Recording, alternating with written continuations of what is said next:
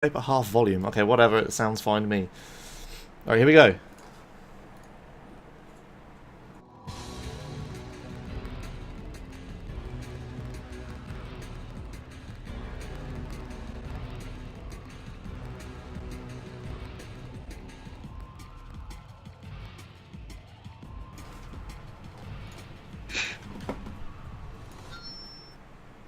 Hello and welcome to oh god, next title, real time chatting episode 37. Crap. I think I have to change that. Never mind, it's fine. I can fix that live. Yeah, hello and welcome. Today, I'm. Oh god. All right, I'm slow down. Slow down. Rush right at the start. The only one not drinking, by the way. So, Okay. There we go. I'm just doing this live. Yeah, I'm Joshmas here as always with S. Hi. Hi. And today's special guest is JOEdrinksBEER. Shut up. Yo, and he is here to talk about Max Payne. I still have the ES/AIDS, by the way. I'm still coughing all the time. But yeah, hi. Yes. Yeah, it's fun, real fun. Yeah, hello and welcome. And I'm going to switch to the next title right away because we're going to talk about our past week in speedrunning/streaming. So yeah, what have you guys been up to? Starting with you. Josh. Okay, Go fine. ahead, S. Or Josh. I'll start. Okay. I have actually been doing something. I have been doing Portal 2 co-op with Gognak. And we haven't PB'd yet, but we are relearning. And that's good. Good. Yeah, I watched it a little bit. You were doing the picture-in-picture thing, right, where you could see Gognak's view. Yes. Yeah, but the only times I ever watched your stream was when you weren't in game and were in a menu and it looked horrible. Yeah, and you were like every time I. God, ES/AIDS. Every time I looked, you just like not in game. I was like, oh, and then I flicked away. Wait, when are you gonna do runs? Well, we've already been doing runs, but they were more so DRS runs. So full runs would be next time we play. Okay, cool. I would actually want to watch that. So hopefully next time I tune in, you're actually playing the game. You're tuning in at a bad time then, because the only time I'm in a menu is when resetting or when quitting. Huh, interesting. There was like, yeah, there was one, the first time I tuned in, you were like playing the end credits. Oh, yeah. Because it was like, there were, the things singing and then you went up and then you're outside. And then the other time I tuned in, I was only just flicking around and you were like in a menu. I don't know. Weird. Alright. Yeah, okay. I just got unlucky, I guess. Did anything else, or just that? Nothing speedrun related, no. Streaming related? What's related? Streaming? I think I've done more FC attempts in Guitar Hero World Tour, but yeah. Other than that, I don't think I have. Okay. What about you, Joe? What have you been doing? Well, lately I've been trying to not really de-rust in Max Payne, but just kind of been playing a little bit more because I've been watching other people play it. Speedrunning wise, specifically, not much. I got with the LA Noir community, which is small, but we were working on a huge routing project for some of the categories there, because I pretty much did like a casual playthrough in one sitting, and I sent it up to the leaderboards like, yep, that's my run. And yeah, so we kind of sparked a lot of interest into routing that game and trying to really figure it out, which the routing's fun. I don't think I would ever run it seriously because it's very slow. Yeah. Not speed. And I'm all about speed. So yeah, I've been kind of looking back into Max Payne a bit. That's about it. Okay. Cool. Yeah, what was it you were rooting? Like the 5-star stuff? Yeah, so they have a any percent route that's pretty much down pat, it's awesome actually for what it is. And then they have the 5 stars the 5 stars category, which if you look online anywhere on the internet for a 5 stars guide or anything, how to get 5 stars in all the cases, it's very thorough and it will lead you through. This is, every single clue that you have to get, every object you have to check. So I kind of was thinking about it. How many corners can you cut and still come out with the 5-star rating? Essentially routing the speedrun. And I did a little bit of work on it. I did a full run, and that pretty much prompted the rest of their community to really, really dig into it with the strats. What can they transfer from any percent over to the 5-star and still, come out with those ratings? And actually, Spatula, one of the mods for the game, he must have just put on a pot of coffee or something and just went crazy on it because, probably in a week, I routed maybe 2 of the cases. I think there's like 16 or 17 cases in the entire game. And I routed 2 of them in a week. And he ended up routing the entire game, and he ended up doing a run. So, it's just amazing how much he's dug into it. And like I said, the routing's the real fun part about it, because you have to replay the cases over and over. You have to try just kind of every option, to see not only what works, but what's actually faster. Yeah. Cool. Yeah, I was actually watching, I think, this run while Henki was at my place. I guess I'll talk about my week now. Yeah, so I had Henki and his... The hell? Is that a fly? Did you get it? Yeah. I don't know if I got it. Okay, yeah, I had Henki and his girlfriend around my place for like 4 days, showing them, England and London and stuff like that. But streaming and speedrun wise, we were actually watching, Spat, because we were trying to find someone me and Henki knew, so we were watching just this in the background while we were doing stuff. It's just cool. How far did you get with Keep Talking and Nobody Explodes? Oh yeah, that. Yeah, we were trying to beat all of your times. I don't know if you saw. I saw. I got Nick Flash in your chat a couple of times. So get wrecked ass and stuff like that. I was like, what are they doing? And then I was like, oh, they're trying to beat my time.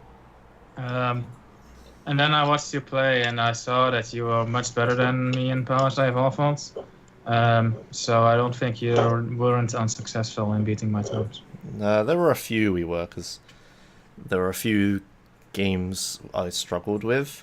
Like there was one. So people don't know. Keep Talking, Nobody Explodes is like one person's trying to defuse a bomb that has a load of puzzles on it, and the other person can't see the bomb but is talking to you with all the solutions. But there's like one module, one game where it's like words or something, and you have to you're given a load of letters. Words No. Stuff like. No, not that one. The one where you try to spell words with the password thing. Did you get that far? Oh, the one where you have to scroll through. Yeah. To spell words. Oh, yeah. If I'm playing, I can't do it. If I'm the guy doing the bomb, I could maybe flick through the letters, but I can't spell in my head or anything. And then if I'm the guy reading the manual, you're completely fucked, because I just can't spell at all, because I'm completely dyslexic when it comes to crossword puzzles and remembering letters and stuff like that. I can't do it. So how are you doing on the Morse code module? We haven't got to that. We never got to it. Oh, right. That was fun. People really wanted us to get there, but we didn't in the end. I learned Morse code specifically for that. Yeah, isn't it it's like a no noise, then a long noise, then a short noise, right? You spell with that? Yeah, but it's with lights instead of noises. Yeah. Okay, yeah, it's like on, off, like that. Yeah, exactly. Yeah, fuck, that would be a nightmare. Yeah, the furthest we got was the complicated wires. Yeah. Yeah, and then we that one messes up Power Slave Alphonse. I think. Yeah, that was a real nightmare. So that was fun. Yeah, we did It's a good game. Yeah, we did some other things. We played this Tetris physics game and stuff like that. And we streamed it all. There was one game that had chat interaction, which was funny. There was like, it's like this platformer game where you have like a base map that's like really empty, and you're supposed to build in it, and you're supposed to like stop your friends from getting to the end, but help you get to the end and stuff like that. But there's like Twitch chat integration where chat decides which pieces you get to place, like are in the list of options you're allowed to place. So that was funny. It got to the point where they just kept giving us like the crossbow, and that was all we had. Is it like for example Tetris, but chat decides which block pieces you're going to Yes, it kind of. That sounds. Yeah, brilliant. it was pretty bad, but chat was kind of responsive when we asked for things. They were like, okay, and then like the next round we'd get it because delay and stuff. But yeah, it got to the point where they just kept giving me black holes and crossbows because I was building like massive crossbow trap, and the black hole like suck the crossbow bolt in and like spin it around and stuff. We made some hilarious things. But yeah, that was fun. But yeah, I showed Henky around the place. That was when he was here. Because last episode I left immediately to go get him. Right, yeah. So that was last week. Yeah, okay. Streaming wise, I was streaming some true 100% plus stuff. I was streaming. The Rustler was before Henky came here, I think. Yeah. So I was just getting like rare vehicles and stuff with Vigilante. So it's like, it's an arbitrary milestone episode, which is episode 30. So I'm like just gonna commentate that, like answer questions and stuff. So we just do really boring long thing in the background, and yeah, I was getting cars. Oh yeah, the new Hearthstone expansion came out, and I streamed that a bit. And JOEdrinksBEER was still dumb, even though they printed a direct counter to it, but the counter's not good enough, so JOEdrinksBEER is still broken. So fuck that game. Yeah, that was it. I had a lot of things to talk about, and I didn't think I did. And none of them speedrun related. None of them speedrun related. Yeah. None of them. Well, Henky is kind of speedrun related. I guess so, yeah. But we did just end up playing board games a whole bunch, and I bought more board games. I bought more, and then I bought like more expansions for them, and then like loads of more things. This box is full of these things, and oh god, we bought so many things they don't fit in the box anymore. Yeah, while Henky was here, I was like, I know a perfect game we could play, because I played it at ESA, so I ordered it on Amazon with my Amazon Prime, which you can get and subscribe to me on Twitch Prime. But yeah, and then I ordered it and we played it, and then I was like, oh shit, it's really good, and I got more. That was it. Board games and tourism. Nice. Shall we move on? Yes. Let's go for it. Okay, so let's move into the news for this week. There's actually a large amount of news, considering we normally have none. Yes. So let's start with... the splits are wrong, never mind. Let's start with Nintendo does a speedrun. Hey. Nintendo. Yeah. So, Nintendo, or the Splatoon Nintendo account, I guess, tweeted this. I can't read it, but Google Translate says, that, then a Japanese character that wasn't translated, to the search for you, Takups, Hotspoken, they must be talking to someone, whatever. That's the search for you. Also, are you still enjoying already cleared stages? This time, all Squid researcher challenged the lap. You're outnumbered this time, question mark? So what I think that says is that someone tweeted at them the time they beat the level in, and then they said, yo, we could beat that, and said, you know, you're still playing levels you already beat. And yeah, then they challenged the lap, they beat the time, I guess, and yeah, they posted it. Anyway, I'll just play the damn video. They posted a speedrun, basically. So, yeah, this is on the official Japanese Nintendo account. They did a speedrun of a level in Splatoon 2. And then people noticed, and then I think either Pack or one of the Speedrun.com moderators added it to Speedrun.com as the Nintendo official account. And then loads of people naturally rushed to go beat it. But yeah, I just thought it was interesting to talk about, because Nintendo sparked a lot of interest in speedrunning ILs for this game. Which is, it's kind of funny because it's the Japanese Nintendo as well. Wasn't even supposed to be for like Westerners like us. Nice. Yeah. Do you guys know of any other instances of the dev doing a speedrun? Well, I mean, like back in the day, dude. You know, you always had those games that were like, you know, beat this target time, and I mean, it wasn't impossibly hard, but you know, you'd get a little attaboy or a little, you know, treat there if you can do it.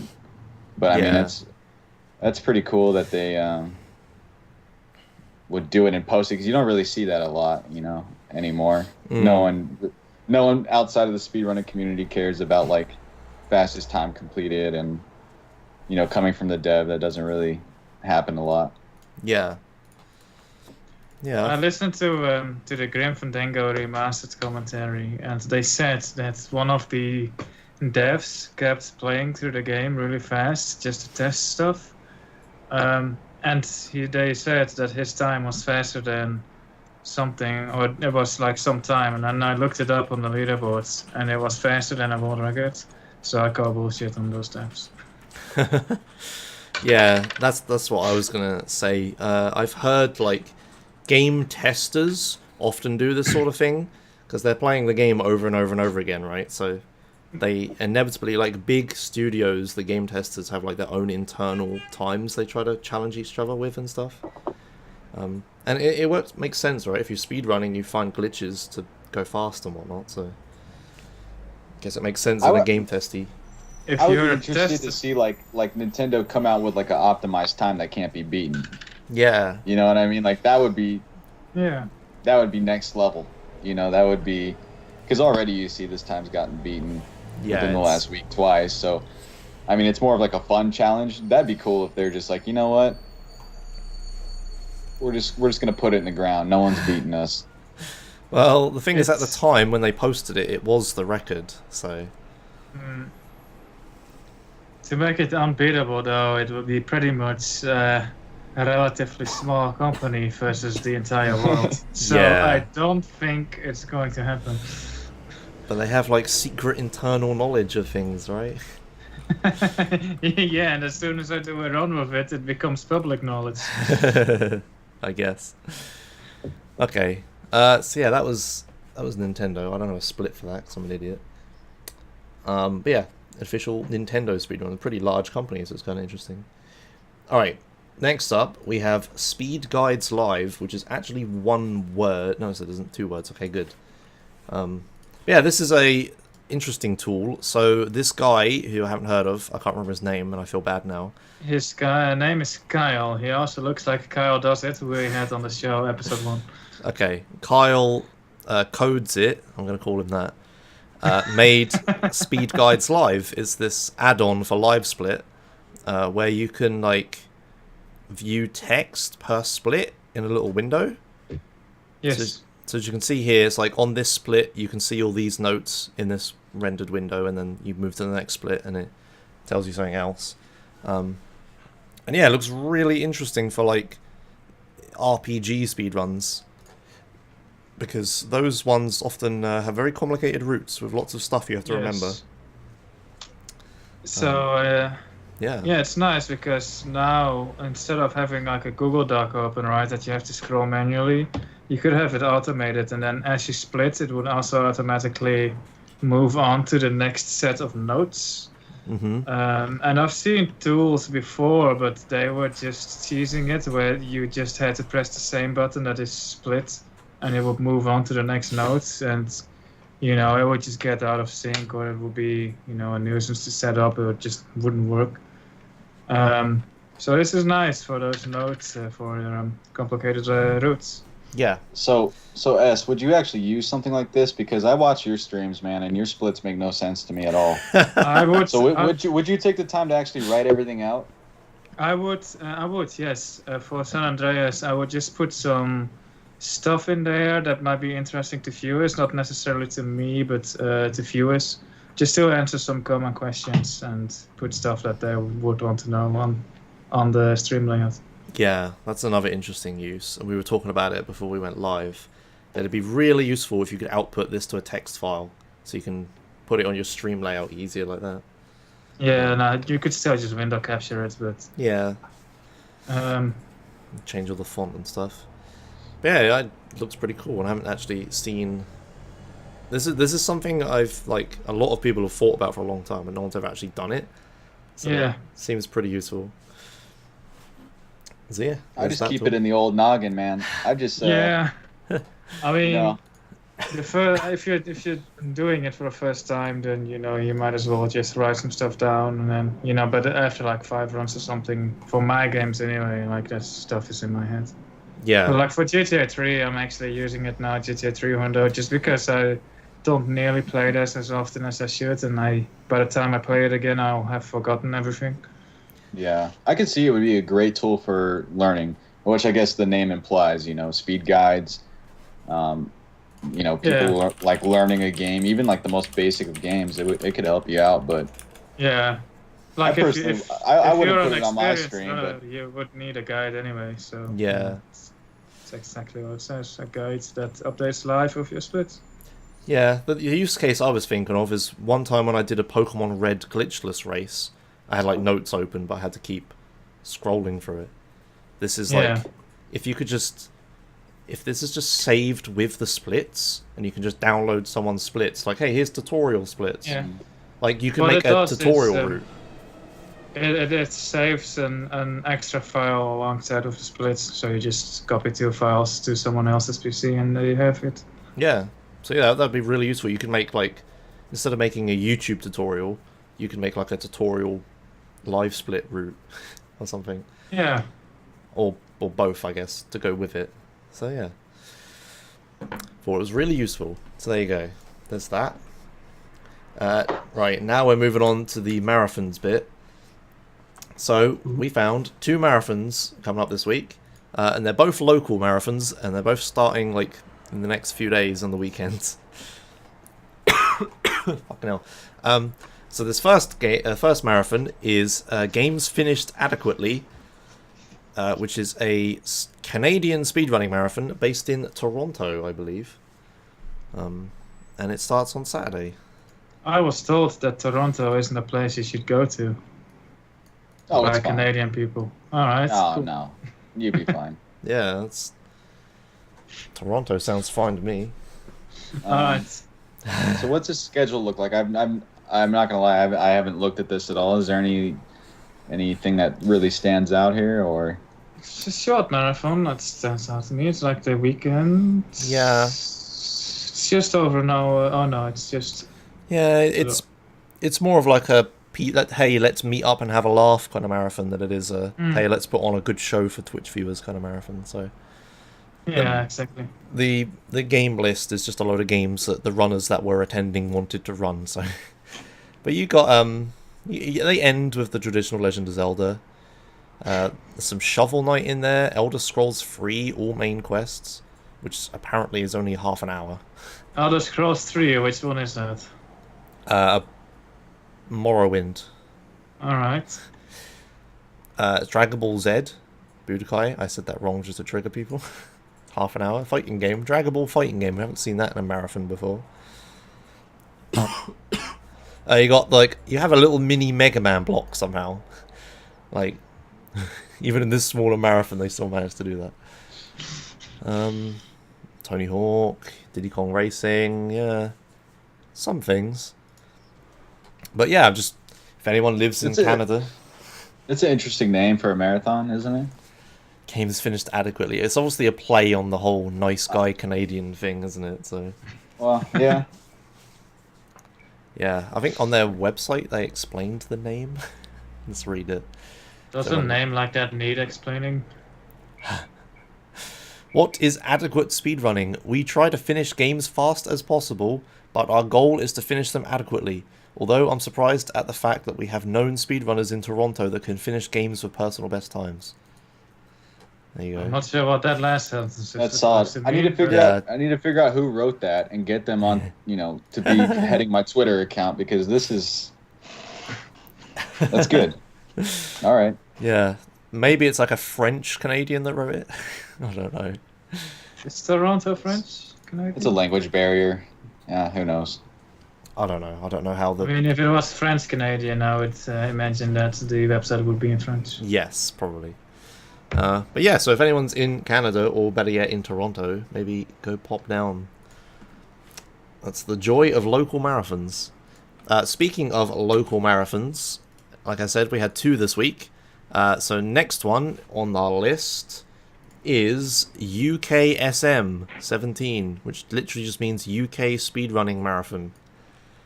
Keep it simple. Yeah, I didn't hear about this. I think I vaguely remember them trying to raise money to do one with like a Kickstarter or something, but they didn't do it. So I was like, oh, that's a shame, and then I forgot about it. But then apparently it is happening, so that's good. But yeah, UK Speedrunning Marathon. We haven't had a dedicated one of those yet, I believe. There was only the Insomnia that happened once or twice. Yeah, exactly, D-Sig. When's this happening again? It starts Friday. Oh, okay. And soon. where? It is happening in a questionable location. So I obviously know UK geography, so I'll show you where it is. It's Liverpool. No, Extreme Gaming Colchester. Colchester. Colchester. Isn't everything that ends in Chester in Britain like pronounced more like Colchester? Colchester. I'm probably saying it wrong, I'm gonna be honest. Very good. Yeah, so here's Extreme Gaming, which is apparently a console gaming bar that's been open for 10 years. Bar. So it's, yeah, bar or something. So it's a fairly good location. But here's Colchester. That's just... So it's good for, like, you know, Belgium and Netherlands. I guess you could take a boat, but... I mean, it doesn't look too far from London. Yeah, it's fairly close to London. But it's like, it's not central. But, I mean, I'm not going to complain about the location that much. It's like, the people that are organising it are probably organising it where they live. So they can't help that. That's what we've heard from other marathon organisers. But it's just unfortunate that it has to be there. This is why I never wanted to host one in Portsmouth. Because that would be equally bad. Because it's like, on the coast. It's like, nowhere near anything. But yeah, so... And also, I only heard about it because someone tweeted it at me, and it was posted on the Speedrun forums, just in the general forums, like a couple days ago. That was it. And Okay. I'd never heard about it before this, and I would have actually liked to have gone. So how many people are going then? Well, their schedule, I'll have a look. I'm not sure how many people are going exactly, but there's a few on this list. It's a 3-day marathon, runs Sunday. It's like goes over my birthday, so it would have been like perfect. But yeah, I Salad, Useless Brit. I mean, there's a few names here. I don't recognize many of them. Crafted? Do I recognize that name? You know what? I think that's a good thing because I'm so guilty of this. When I see a marathon, I check the schedule and I don't even look for games. I look for names. Yeah. You know, like who's gonna be there? Who's gonna be? You know, what's the reason to watch it? But I think like, and I've been saying this forever. Like, I would have a speedrunning marathon at my house, and we don't even have to stream it. Yes. Just like get people here, and we just do like a 48-hour, like 2-day, 3-day party speedrunning. Like, if more of these like small marathons start popping up, yeah, exactly. I think it's just invites a good time for anyone that wants to go. Yes, if you're extremely local and there's a tiny local marathon going, then you obviously go for really cheap and just meet your friends and people there. Yeah. Yeah. So we need more of these. Just because there's this one UK speedrunning marathon, I'm not saying there can't be any others. We need more, just tiny local ones. Like, hey, like you said, house. Just hey, I'm hosting a party or whatever in my house. Or we're gonna stream it, I guess. Yeah. We'll make a marathon. We'll make a schedule. Come here. Yeah, Adam AK gave a few parties like that. Yeah, exactly. They were fun. They were good fun. Yeah. Even though they were in the other side of the country for me, and it still took a long ass time to get to them. Yeah. But also fun, yeah. Yeah, It's just exactly. like casual, like 10 people at most, and you just hang out and chill. It's great fun. Exactly. So yeah, that's UK SM. Kingdom Hearts, Jazzpunk, Pokemon White, Super Mario World, Super Metroid. They're starting with a lot of good popular games. Family Guy, Pokemon Pearl. It's a lot of Pokemon. Undertale, Shantae, or however you say that. Digimon Worlds. And then they end with Breath of the Wild. So it's fairly decent, you know, schedule they got going for viewers. So yeah, there you go. Alright. That was... Oh god, that's the wrong button. That was all the news for this week that we could find. Again, if we missed anything painfully obvious that's triggering you real hard right now because we didn't talk about it, then you should have submitted it to us. Probably on our Discord or just tweeted us or whatever. So, yeah, keep an eye out for speedrun news and let us know about it. Alright, so that was the news. Let's move on to speedruns recap. So I press this button. Oh, I forgot to press that button once. Okay, I press it twice. So these are all the speedrun world records we could find from the past week.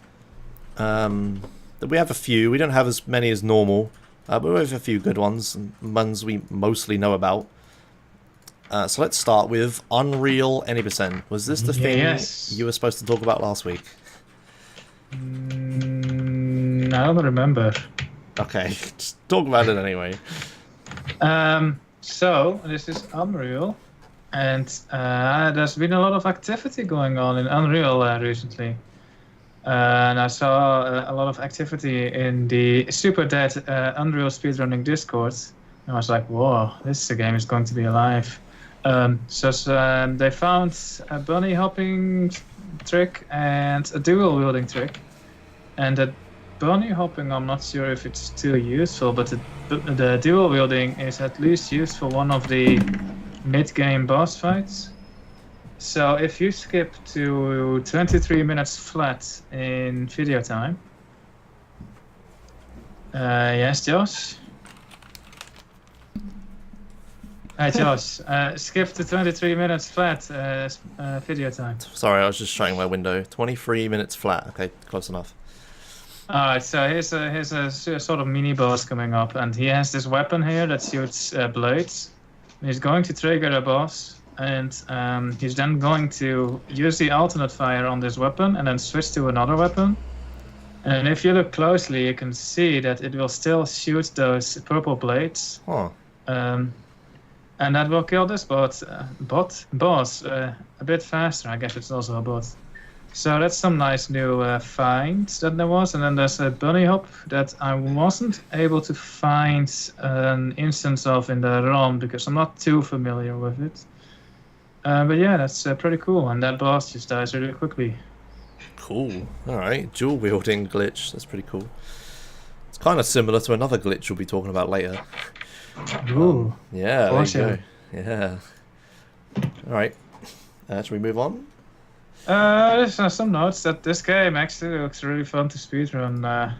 It has some neat rocket jumps and shock boost jumps in it. So yeah, if you're looking for an interesting speed game for the next 12-hour challenge or something, then pick this one. Oh yeah, 12-hour challenge. We both forgot about that. Oh yeah. Oh wait, you guys are doing that? No, I You wasn't. guys plan to do it? No, not this time, because I was away for the weekend. I was thinking of doing it, but then I completely forgot. But Nah. I was also busy a fair amount, so yeah. Okay, that's that game. Moving on to the next one. It is... I need to close all of these tabs I have open. It is Pokemon Emerald All Gold Symbols in 19 hours, 4 minutes, and 14 seconds by the mighty Worcester himself. Is this the one with the dual wielding? Sounds fun. This isn't the one with the dual wielding glitch, no. But yeah, so Worcester is obviously, you know, big famous Pokemon speedrunner. And he's taken it to himself to do lots of these challenge sort of runs now. He himself says, you know, they're not really quite speedruns, like the Pokemon Coliseum and Stadium ones. Not really, you know, they're kind of weird speedruns, they're not really a story or anything. But anyway, this is Pokemon Emerald. Pokemon Emerald has like this challenge tower system, where you go to a place and they have like loads of crazy challenges, and you're supposed to like never be able to beat all of them. It's like an infinite gameplay sort of thing. But you can beat them all, and you can get a gold medal in them all by beating them specifically. And yeah, Worster finally managed to complete a run of this, as he says in his notes. He's been routing this and trying this for years, but he finally managed to find the time and a route to do one.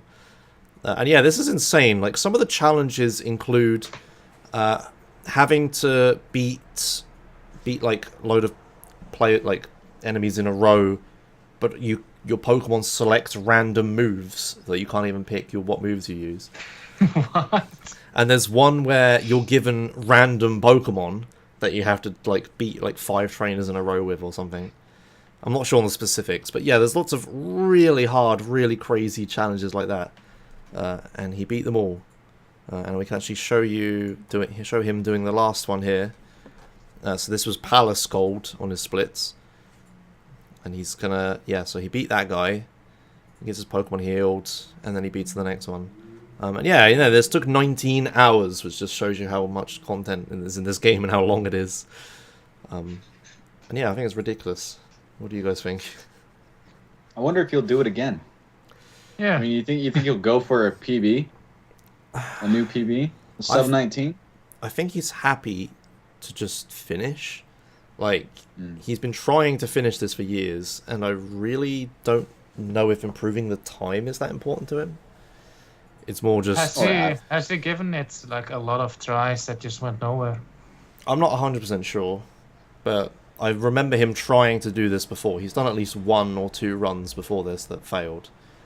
And obviously failing a 19-hour run is pretty harsh. Yeah, I agree. Yeah. I wonder also, like, what is the rate of failure? Like, could you be 15, like, say, could you be 15 hours in and then lose the run, the non-recoverable? Like, that would just be insane. I don't think it's, like, a non-recoverable run. I don't think you die and then you can't do it. You just run back to the challenge hall and try again. But I think it's, like, I think it's like a time limit. Like, eventually you're going to fall asleep or need to do something the next day, right? So... I think it was that kind of challenge, which is why he himself says it's not, like, you know, really a speed run or whatever. It is just like a challenge run. It's an endurance. Wouldn't that make it more of a speed run if you have an actual deadline to beat? I guess, yeah. Yeah, okay, if you fail a challenge, you need to start it from the start. Come on, don't get all philosophical. We all have a deadline to beat, come on. Yeah, I think I remember last time I watched him do this, he was at like 26 hours before he quit. So okay, yeah, the 19 hours. I guess if you lose just upward of hours, right, and not just minutes. Then, yeah, I can very well see a first run dying to be a possibility. Yeah, like if we look at the splits, Palace Silver was at 17.5 hours. And the one before that was 16:19. It's like, that's an hour and a half almost between those. And then there's like an actual hour and a half between the last split and this split. So, yeah, that's all just having to retry, I guess. Beat all these trainers in a row. He has a few fails at some points. I think he failed Palace once and Pike once. Yeah, there you go. So, yeah, it's like a really interesting challenge run. And I'm cool. I'm glad he beat it at last. I don't know if anyone will beat his time, but if anyone else just finishes, then fair play. Alright, so that was that. Pretty cool run. Next up, hey, we're like taking it in turns to talk. Next up is Max Payne 2. Oh, hey, Max Payne 2. Yeah, beat the game brackets dead on arrival in 29 minutes and 45 seconds by Kenart 007. What a beautiful speedrun. What a beautiful game this is. I'm so happy that you put it on your show. Oh, wow. It doesn't touch Max Payne 1, but it's right at the... Oh, it's right there. So close. but it's a beautiful Alright. game. So tell us about this run. What makes it a good Okay, run? this run is super intensive because the thing is that a lot of the skips are easy to do. Super easy to do. I actually learned this game in about an hour or two. And then from there, and the game itself as well, factoring in load times and everything, is about 40 minutes long. So all the time, you hear people say, I want to run a new game that's exciting to play. It's less than an hour. It's easy. It's cheap to buy. I don't have to buy all new hardware to run it. Max Payne 2 is that game, and it's super fast paced. What you see in this run here, you see him like jumping everywhere. Max Payne 2 is crazy because strafing and jumping is faster than running straight, so it makes it look a little bit crazier. Max Payne 2 kind of falls in line with Max Payne 1, which I'll talk about later, about how just like weapon selection, pickups, I mean, it's got everything. It's got, you have to be completely aware of what you're doing. But I think it was about a year ago, I really, really grinded Max Payne 2. I spent about 2 weeks really, really grinding this game, and I loved it. Most people, when you're at the point of you're grinding a game, it's just monotonous. It's tiring. I loved just about every attempt I did at this game. It's just fun to play. And I gotta say, Max Payne 2 is a casual game. If you have your reservation about it, because Max Payne 2 is my least favorite Max Payne game casually, it's probably my favorite one to speedrun. Weird how that works out. It's just great. Yeah, cool. So yeah, did you ever have world record for this, or? Oh no. Oh, okay. This run is so. I don't want to use the word optimized now, but it's probably the most popular of the Max Payne games. So you've had a lot of people kind of take their own stab at it, and a lot of work has gone into the routing and the way things work. It's a little more perfected than the other Max Payne games, a little more competitive. So the times that are on the leaderboards are very, very good. I will say that. But I mean, that shouldn't draw anyone off like, oh, I'll never be good at this game, because it's really, really easy to learn, and it's really fun to play. It's just hard in a speedrun sense to get into the top 3, really. Yeah. Okay. Cool. But I guarantee, like, if you have a weekend to kill, we were talking about 12-hour challenge. If you have a day to kill, you can get Max Payne 2 in a sub 40, easy. Wow. All right then. I might consider it next time I'm doing 12-hour challenge. Cool. Okay. Let's move on to the next game. The next game is Hellblade Sevenya's Sacrifice, any %. Oh, okay, this new game. Yeah, okay, alright. Yeah. So we have notes for this one, right? Yes. Excellent. Go ahead. Alright, this was submitted by, I don't know. So it's a new game which came out on the 8th of August, and the people have been glitch hunting and rooting this game. Oh, MadMad has been glitch hunting and rooting this game with Thrill UK for about 5 days straight. It's super broken. You can spam pause to pause animations to clip through doors, or get a lot of height from ladders and knives. So an example of the door clipping is at 8 minutes and 5 seconds. Right, I am there. I want to watch this. So apparently there is going to be a door that he is going to clip through by pausing.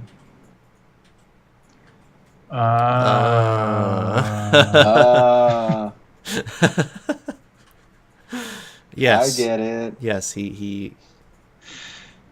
So he's like just pausing, unpausing, and then the animation keeps moving you forwards. Nice. Interesting. Yeah, okay, so, yeah, okay, I think what's happening is you push up against it, and then she does like, oh, I can't open this yet.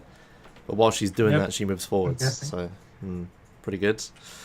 Moving on, he also says, you can also airwalk, which combined with getting height from glitching ladders completely breaks the game. And there's an example at 19 minutes and 20 seconds. 19 minutes and 20 seconds. I'm going to have a door clip there. Alright. 19 minutes. So apparently, There's going to be a ladder that's going to be abused, followed by some airwalking. Here's a ladder. Alright, well, this is gonna be good, I hope. I bet. Alright. Yeah, nice. Fucking hell. So you just pause a lot. Could you, like, bind escape to mouse wheel and do this? Maybe? Because it's unlikely, I guess. Because it says he's actually pressing escape on it. He has, like, the little see what keys he's pressing thing. So good. Yeah, their animation system doesn't like this at all. How long was this go on for? I don't know how high up here is going. I'll just read the rest of the notes. Obviously, it's not super optimized yet because this was only released 2 weeks ago, not even. But it's an interesting run nonetheless, and I am not going to argue that. Yeah. This run is broken. Oh, here we go. so he's like on top of a invisible hitbox, maybe? I don't know. Yeah, that's really weird. He's scroll Cheating. wheeling. That's nice cheats. Yeah. Let me read. Yeah, he doesn't explain how the airwalking works. He just says that you can. So, yeah. Fair enough. Looks like an interesting run. Yeah, I've heard a lot about this game. I didn't think about speedrunning though, because it's like a walky, sometimes slashy game with like a load of psychotic horror. It's like, if you notice, there's like no HUD in the game, and your UI is actually represented in game by whispers because you're schizophrenic or whatever. I can't say that word. So like in like Batman Arkham Asylum or games like that, where you're fighting people and they have like a visual indicator of when they're about to hit you and you can counter them. Well, in this game you get whispered when you can do that, and you also get whispered when people are behind you and if you're low health and stuff like that. The only difference is sometimes the whispers can lie. So they can say someone's behind you, or you can counter and then you try it and it doesn't work. That sounds like an interesting mechanic. Yeah, that does sound really interesting. I'm not sure how good it is, but it does sound pretty interesting. But yeah. Well, it's always cool to see like new games just get wrecked, you know. Just like almost right after their release, you know. It's just yeah. You know, the drive of some people to find strats, because I do it too. Like, I'll buy a brand new game that just came out. I'll be playing it casually, and I won't really test a lot, but I'll just be thinking, like, I wonder if I could do that as a strat. Like, I have no interest in speedrunning this game, but I wonder if that would be a good speedrunning strat. So, like, the people that go out there and buy brand new games and are, like, really dig into them, like, that's pretty rad. Yeah. Radical. Nice. Yeah, true. Recently, like, Prey came out, was it called? And yeah. like, and that game got completely destroyed, and that was like 8 minutes long or something. Yeah. When it's like supposed to be like a 6-hour game. I haven't even finished it yet. I got it, and I played it for hours. I still haven't even got near halfway through, probably. You could have finished it by now. Yeah. Alright, awesome. Okay, so yeah, new game speedruns are always interesting. Not in optimality, but in, hey, this is really broken, I wouldn't expect that. Cool. Alright, and the last run that we could find for this week is Majoras Mask any % speedrun. Good, it's still first place. Any % in 1 hour, 22 minutes, and 57 seconds. So, this is notable not because... oh crap, I just pressed a button I really shouldn't have pressed. Okay, there's no text, it's fine. I read it out loud. I'm glad it didn't crash though. I didn't actually know what would happen there. Okay, but anyway, yeah, so recently a new glitch got discovered for the N64 Zelda games, and I'm really surprised nobody discovered it sooner. But yeah, it's had a bigger impact on Majora's Mask than it has for Ocarina of Time. I'll try to find the bit, but I have really no clue where it is. It's not that interesting to look at. But basically, you can duplicate items in your inventory with this glitch. So what you do, if I find that button, if I find a thing I saved, oh god, give me a minute. But yeah, there's like a video of it. What you do is you pause, you hover on the item that you want, and then you switch to the map screen, and then you switch back, and then in the transition of the thing switching, you equip one of the items, and it actually equips the one you were mounting over before. But it equips it as the item you are hovering, so it doesn't actually use, like, you know, the ammo of it or whatever. It's really weird. I'm explaining it badly, but yeah, it's like you can duplicate items, and it works for Ocarina of Time, originally found there. Here's the video. So it worked. They found it in Ocarina of Time, and they tested it in Majora's Mask, and it worked perfectly there as well. But yeah, it has. People think it might have an impact on, like, you know, all the long categories for Ocarina of Time, because any percent in that game is still stupidly optimized because of wrong warp and stuff. But Majora's Mask, it's made a big impact because that game isn't as broken any percent to actually need to do stuff. Well, I would imagine too, like Majora's Mask. I mean, I've only played the game casually years ago, but I mean, then you can use like specific items while wearing certain masks. Maybe I don't really know how the game works. The main use I've seen for it, that's like the thing everyone was like, oh, I'm going to do runs with this instantly because it was obvious routing wise. You have to, at one point, you have to collect a load of Zora eggs, which is like the fish people. You have to collect. Right. You have to collect a load of eggs, and you put like 5 in a fish tank or whatever. Well, now you just collect one and dupe it 4 times, and then put the final one in, and it works. And it saves a really large amount of time, apparently. This video isn't the one I wanted to find. There was like a better video somewhere.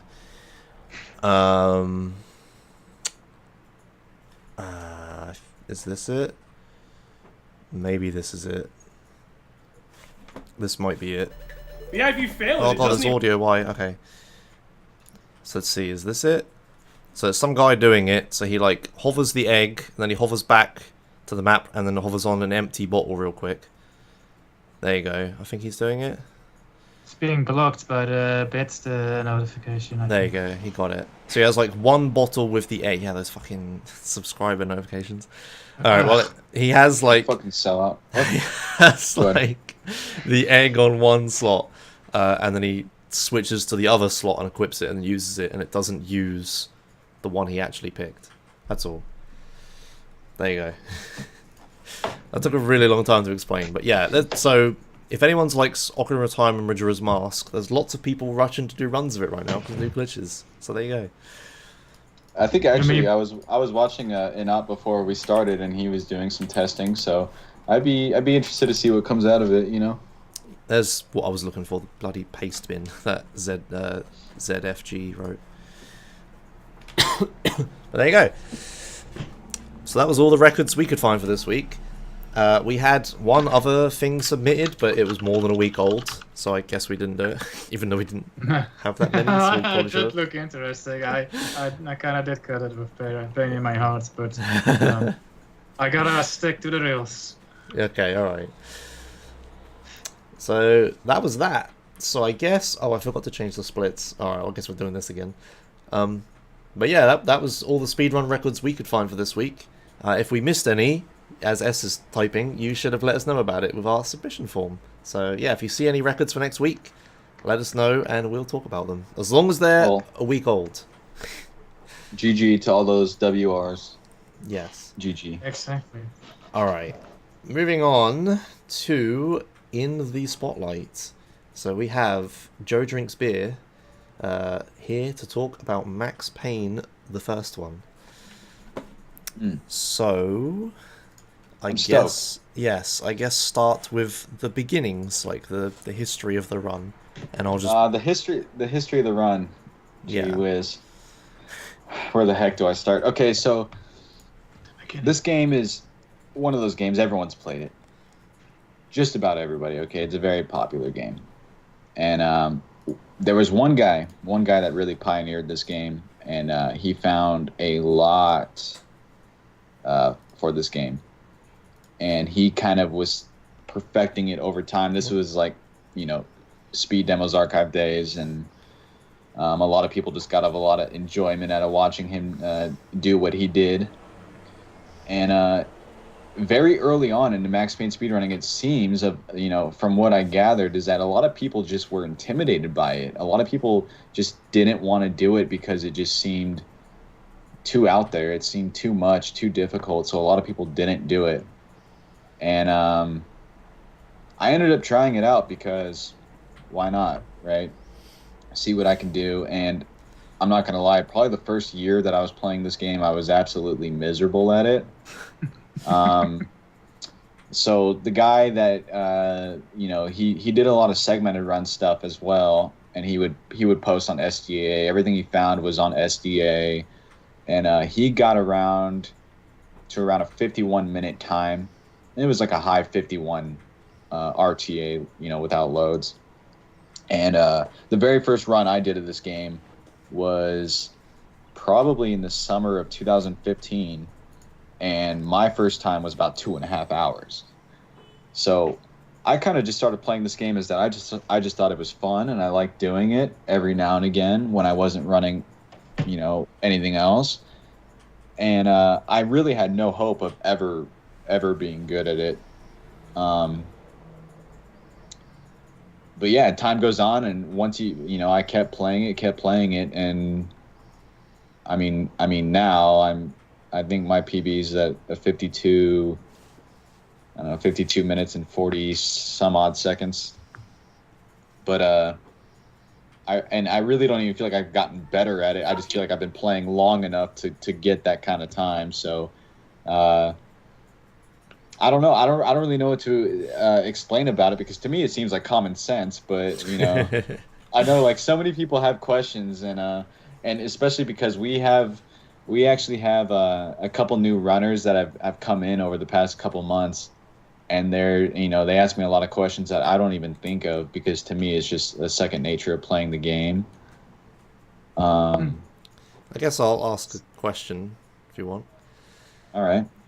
So this game has slow motion in it, right? Right. How does a slow motion game work in a speedrun? Do you just not use the slow motion, or I saw you use it a little bit there? Yeah, pretty much. And that's what makes Max Payne really, really fun throughout the entire series, because every game deals with the bullet time, right? If you played Max Payne, you're familiar with the bullet time. The idea that the game slows down, and by slowing down the game, you're actually making it easier for you, that you can react, you can react a little bit faster than the enemies.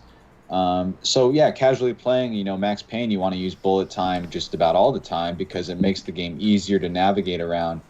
Whereas you're literally taking on a time penalty for using it. So in a speedrun, it's more about how do I not use the one component of the game that makes it this game? Yeah. How do I basically nullify what this game is about?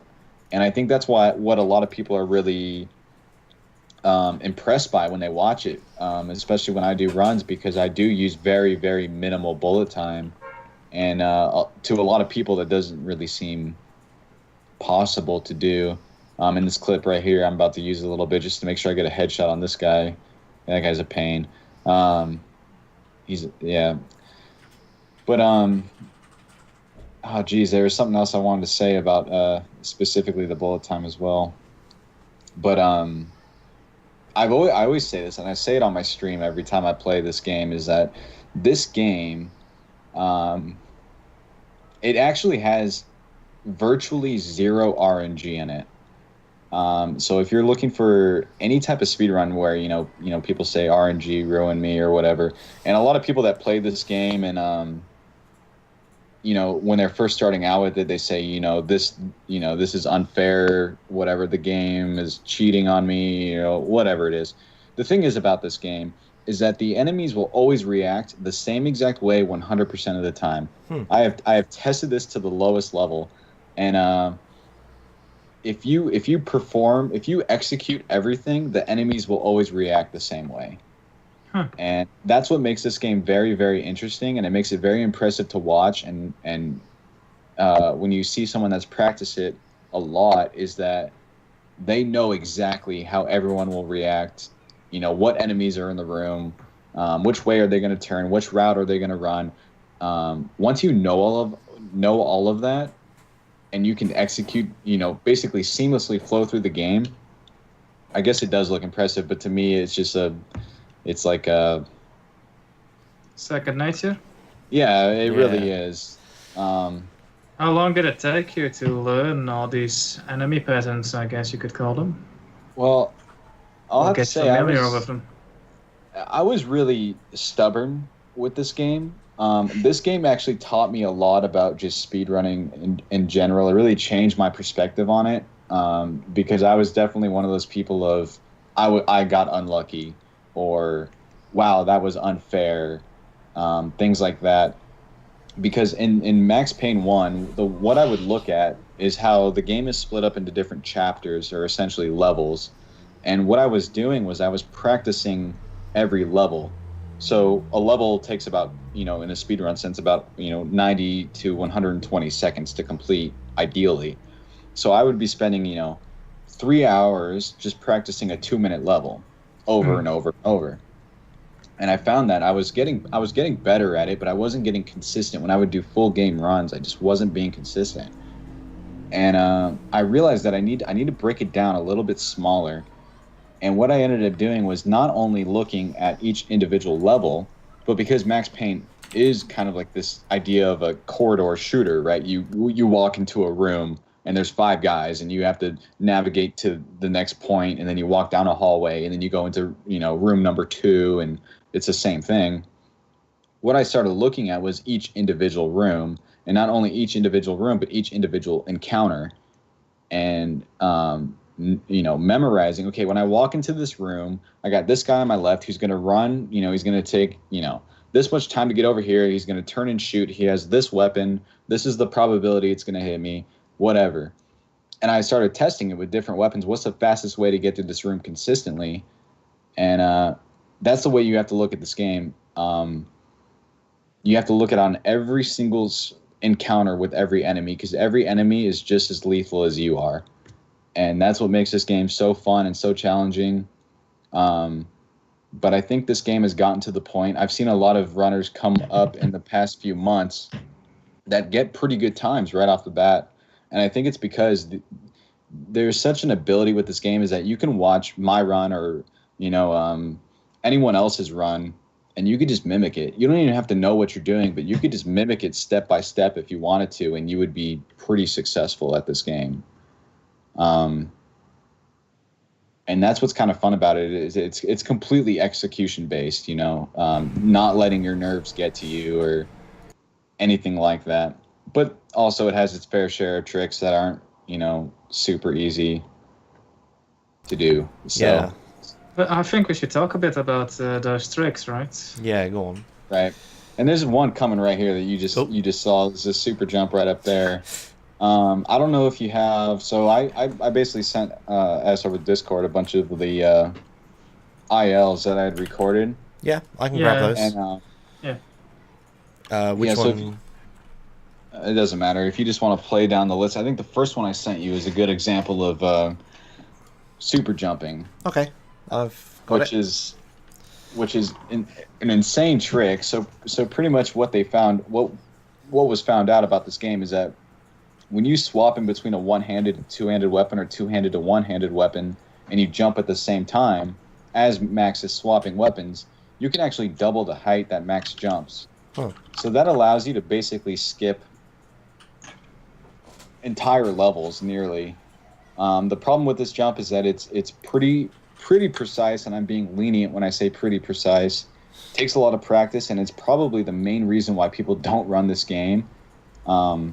I know for me as well, I've gotten pretty consistent with executing super jumps, but I still lose runs simply because I couldn't get a super jump first try, which is I always just recommend, if people have a copy of the game on Steam or anything like that, fire it up and just try to do a super jump and see how many tries it takes you, to really acknowledge just how frustrating it could be that you have to get it first try. And then this jump right here, You basically skip a huge portion of the level, but it's super dependent to get it first try, because if you don't get it, then you have all these enemies around you because you've just been running through them. And, I mean, it's crazy, and that's why I like to do... I've had a few runs where I've just recorded my keyboard, because your hands become just like this spider web of, like, inputs, trying to do these weapon swaps, jumps, killing guys at the same time, and trying to navigate through to make sure that Max will make it to point B. And it's super difficult to... I don't want to say the game is difficult to learn, but it's difficult to accept the game for what it is. That it is going to take a lot of practice, and it's gonna really piss you off at times. But how often do you, or what's your success rate, I guess, on a super jump? I like to say, some days I will want to do a run, and I'll fire up the game. I'll open up, I set up my stream essentially. And then before I even start my stream, I'll be opening the game. I'll be in the little tutorial area, and I'll go at super jumps. And if I'm not getting it, I just decided I'm not going to stream, because some days I'm really on with it, and some days I just am so atrocious. I'll start the game, play for 5 minutes, and say it's not happening today, and I won't even go for it. And you really just have to be calm with it. What's crazy about the super jumps is that essentially what you're doing is that when you swap weapons, you want Max to jump about 1/3 of a second after you jump, after you swap weapons. So you're like using the scroll wheel to select the next weapon. You hit left click to change it, and then you want to jump 1/3 of a second afterwards. The problem is that 1/3 of a second becomes so subjective when you're playing the game that you anticipate it so much that you want to swap jump, and you won't ever get the super jump, especially when time is not on your side and you're trying to go fast, and you just want to get it over with. You'll be hitting the inputs over and over, when really all you need to do is just take a breath, swap, jump, swap. Keep a rhythm about it. And it's one thing I've noticed in a lot of people that are have tried to do runs of this game is they get really frustrated, right? They don't get a super jump, they keep going, and then as they keep going, it just gets worse and worse, and the less likely they're going to get it. So, do you think having a metronome to the side would help? I was gonna say that. I've practiced. I've practiced with the metronome. I believe it's 140 beats per minute. If you set a metronome at 140 beats per minute, that is the interval between when you swap weapons and when you jump. Right. Nice. I used to practice with one, and what I would do is I would have I don't know, a movie or a TV show on one of my monitors, and then I'd have Max Payne, and I wouldn't even be looking at the game. I'd be watching a show, and I would just be doing the inputs. And when I first started streaming this game, it was very difficult for me. I couldn't talk to chat. There was no way that I could play this game and talk to chat at the same time.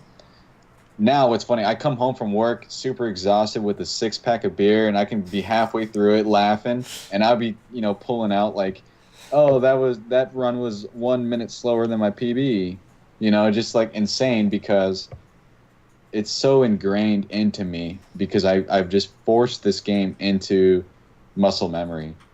Yeah.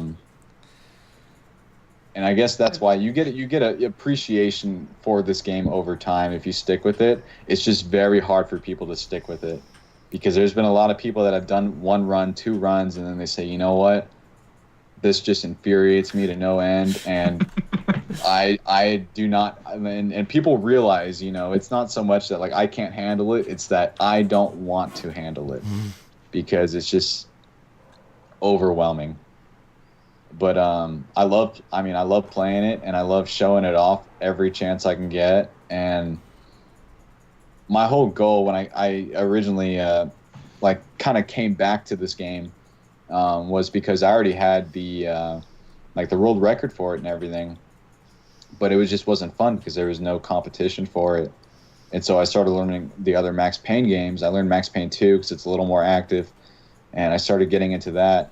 And then I decided, why don't I just jump into Max Payne 1 head on, do what I can for it, and just try to get people into it. So when I started running this game, there was only one other person that had ran it, and that was back in 2000 and I want to say it was 2012.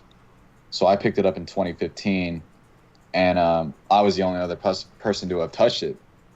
And then, like, so far in the last, I think, 2 to 3 months, we've had 4 people that have done a run and submitted onto speedrun.com.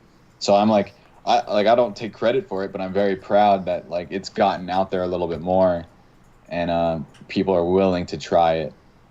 So Nice. yeah, it's a thrill. And you know what's crazy about it? And I always tell everyone this, like, I'm not even good at shooters.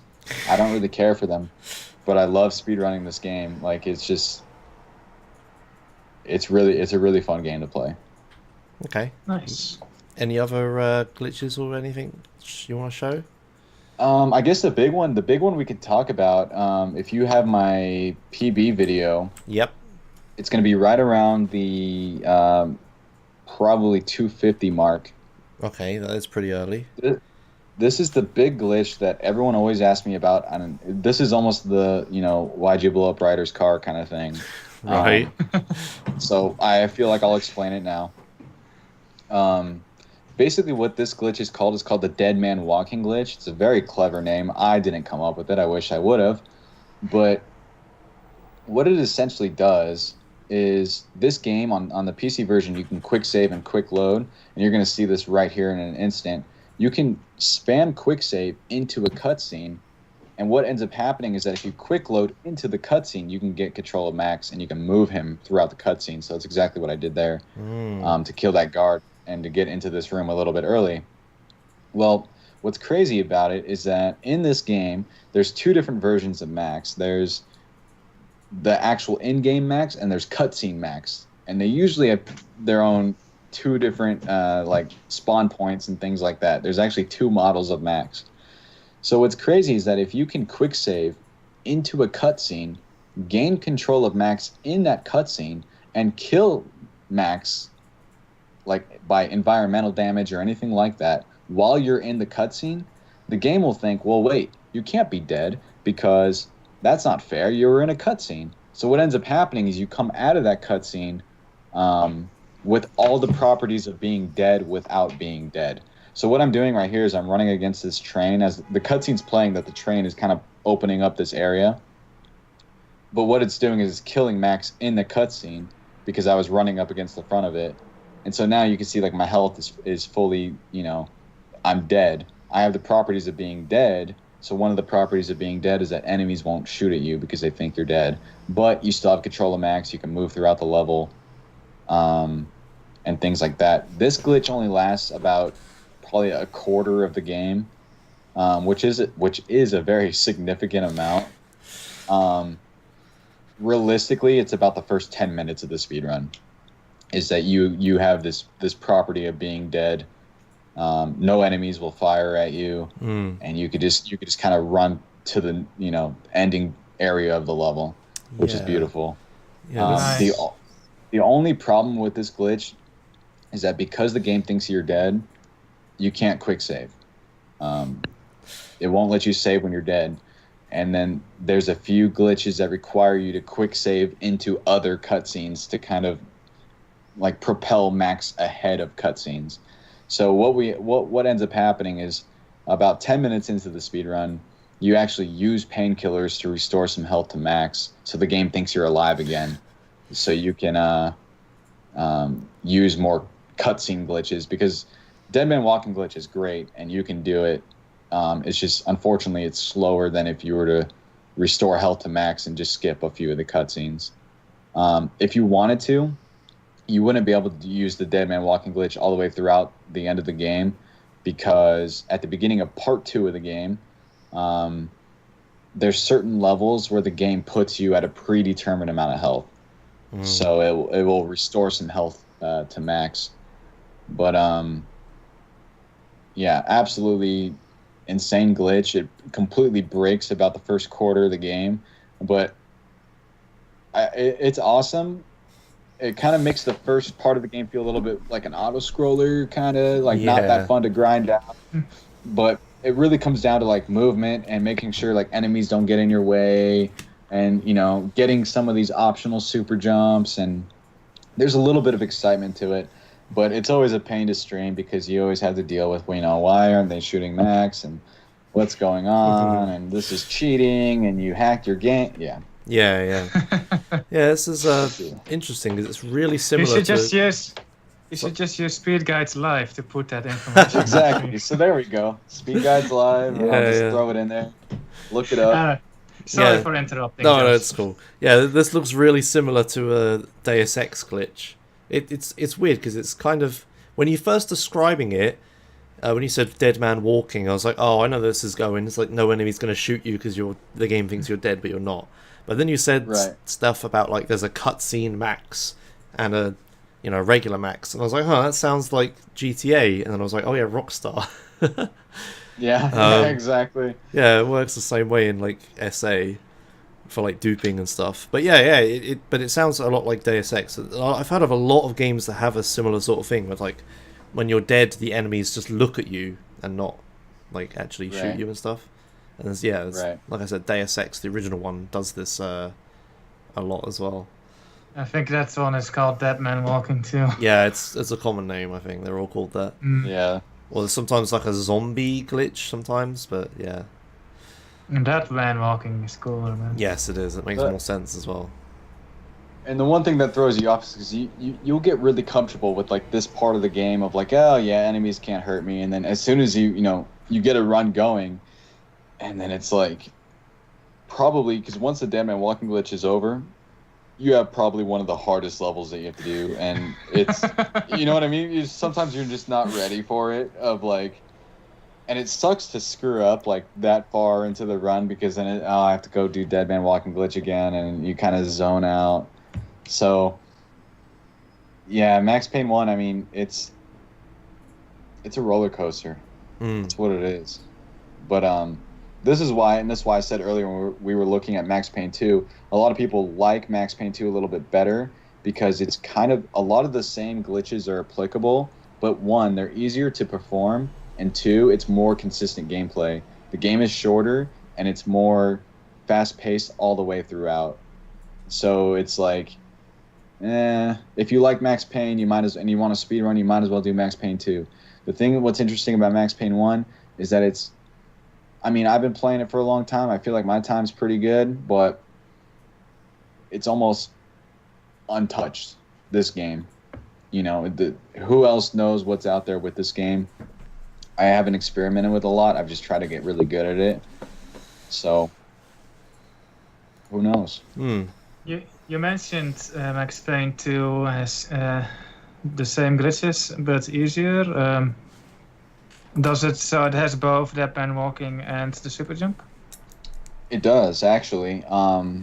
The super jumps in Max Payne 2 are actually so easy to do that a lot of people will do them during their casual playthrough and wonder what happened. Like, they'll get that extra jump height and then take fall damage and die and be like, what the hell was that? They're really, really easy to do in Max Payne 2.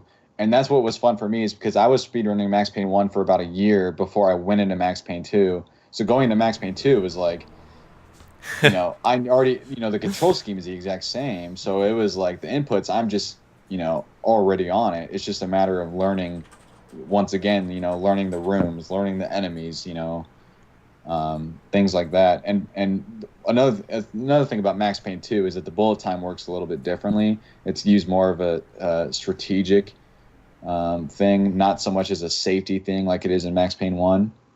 But that's what's great. We were talking about it earlier, because for instance in Max Payne 2, when you use bullet time, Max moves a little bit faster than the enemy. His fire rate's a little bit better. You take less damage when you're in bullet time. Whereas Max Payne 1, it really is just slowing down the game. Nothing's really changed other than now you as the player can react a little bit easier. So when speedrunning Max Payne 1, it literally is just pulling the safety cord of, I will take the time hit to make sure I do this properly. Yeah. It's still better to lose time than to die and have to start exactly. over. Yeah. How much exactly does dying lose? You mentioned quick save, so if you save often, I guess it doesn't lose too much. If you saved often, yeah, I mean, it really depends. I try not to quick save at all. If you play on Dead on Arrival, you only are allotted so many quick saves per level. Okay. And then you end up using most of those quick saves to quick save into cutscenes, which is what I'm going to do right here in this screen. So I actually quick save into the start of the level, and then what ends up happening is Max giving a little monologue there about the level, and I'm already moving ahead, and I actually get the first super jump before the level even starts. So that's one of those things. And you saw me before the start of the level, like spamming quick save to make sure I get it.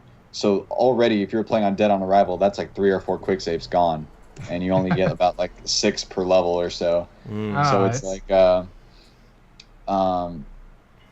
you want to be a little conservative with it, but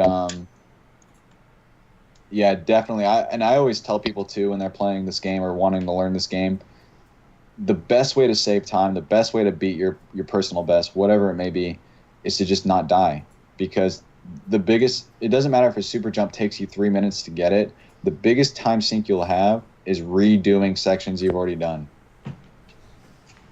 Yeah, So, that makes sense. that was my goal for the longest time, was just to minimize the amount of deaths that I had per run. And now I still have yet to do a deathless run, which is like my goal, my absolute goal. But unfortunately I haven't had the time to really like grind this game. I've only been doing runs here and there just to like stay a little bit on top of it. But yeah, that's cool. I have a question about bullet time and about super jumping. And does bullet time make super jumping easier? Yes and no. As far as like the actual input of getting the super jump, I would say it actually makes it harder. Because it's a little bit harder to judge when you need to jump as Max is swapping weapons. It's kind of difficult to explain. But bullet time does help with super jumping, because there's a lot of super jumps in this game that are very tricky. For instance, you'll be standing on a ledge that's super tiny, and then you have to get onto another ledge like that's directly above Max that's super tiny. So what you want to do is you want to super jump out to the left, curve Max around like in the air, and land on a ledge that's directly above him. Which, if you just super jump in real time, Max will just jump up and he'll hit his head on the ledge, and or he won't get the right amount of height, or whatever it may be. So what I like to do is, as I hit the super jump and I see Max gets like that little extra bit of boost, turn on bullet time, and you can like safely guide Max where he needs to go. There's only a few jumps in the game that I personally use that tactic on. But there's a lot of jumps where you'll cut it very, very close in the amount of height you attain, and that you need like every little bit of pixel just to get up to where you're trying to go. So that's where bullet time does help. Just so you can make sure like Max isn't hitting objects on his way up, or you're getting a good trajectory going upwards. Because there's a lot of jumps in this game where you'll get the super jump, but if you don't land on what you're trying to land and you fall back down, the fall damage is just going to kill you. And then it's just, that's a huge waste of time, because where did I quick save last? And, I have to get the super jump again. And it really gets into your nerves of, I'm losing time, Yeah. But yeah, anything? You got any other tricks or anything you want me to show? Any of the ILs? I mean, there's really nothing specific. It's just a lot of this game, I always make the joke that this game is literally just hold forward and shoot everything. And when you watch the run, you see like I don't stop. You just don't stop moving. You just go to the next room, go to the next room, keep shooting, and then super jumps is probably the hardest thing in the game. But I would say if you want to learn the game, I did do a few like tutorial things on my YouTube. They're not really all necessary to watch, except for probably the very first episode. I kind of break down how enemy AI is in this game and how they react to Max and what you can expect for them to do. That's pretty consistent throughout the entire game. And I know that's helped a lot of people learn this game very quickly. So there's tons of stuff on YouTube between me and a lot of other people that have documented, how to do a lot of the glitches. It's just a matter of looking it up. And Yeah. Yeah. That's about it. I mean, if anyone has questions about it, like, I'm definitely happy to answer them. Like speedrun.com forums. I will always refer people to, which is very weird for people to do, Speed Demos Archive. What? Honestly, like a lot of the history of the game is there. That's how I learned the game, was completely through text description, because the guy that ran this game initially documented it so damn well, and that's where a lot of the knowledge for the strats are. Yeah. Either that or YouTube videos, but yeah, that's pretty cool. Okay then. Yeah, some games have like a forum history on Speed Demos Archive, and yeah, this is one of those. yeah. All right. Yeah. Okay. So I guess that leads us on. You kind of touched on it a bit, but yeah. So new runners, like, you know, they go there and watch videos and stuff. Do you have any like specific advice for new runners though, like what to focus on and stuff? I would say don't reset. That's the number one thing.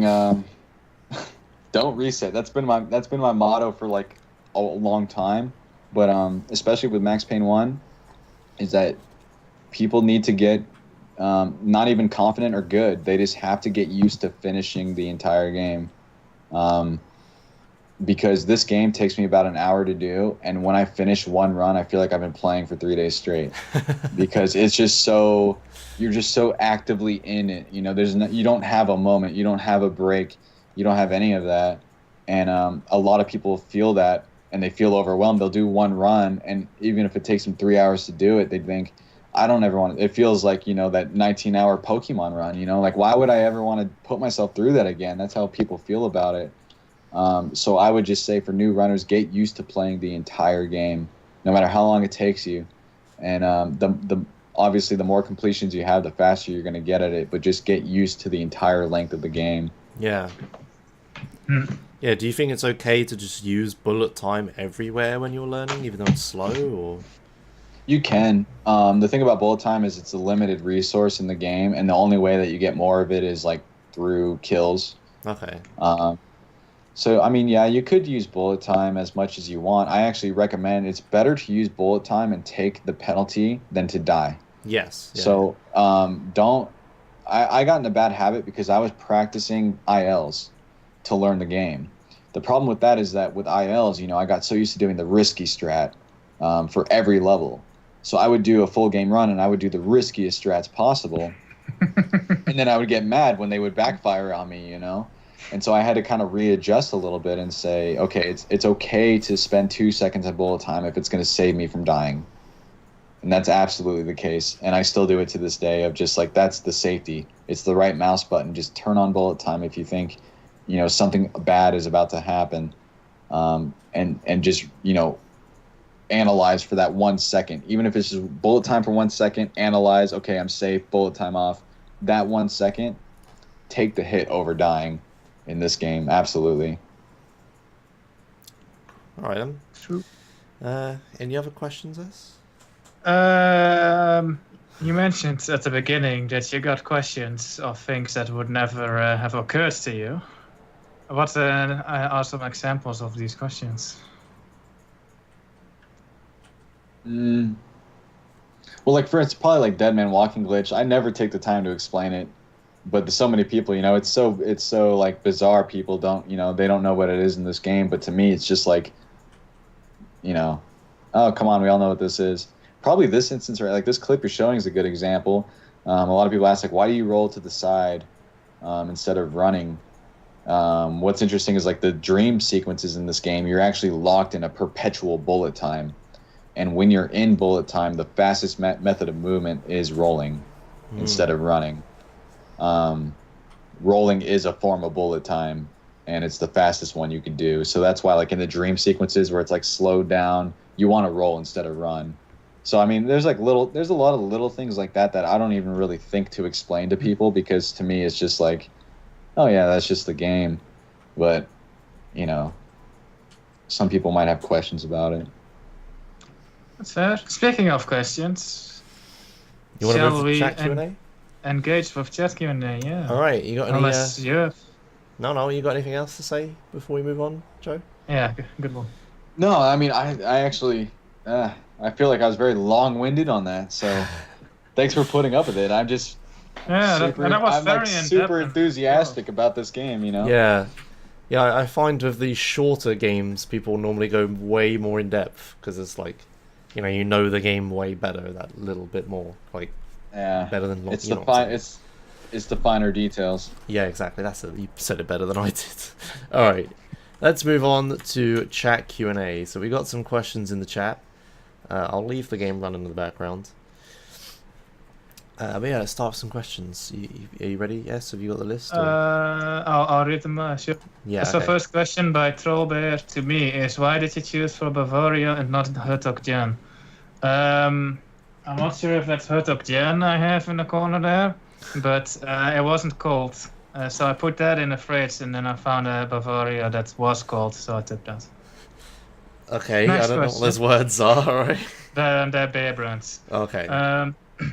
Joe, do you drink something else than beer? I asked this one to you in chat once. Water. Water. I live in the desert, man. I gotta drink water sometimes, you know? Arizona, right? Yeah. Other than that, no, strictly beer. I don't drink sodas and stuff like that.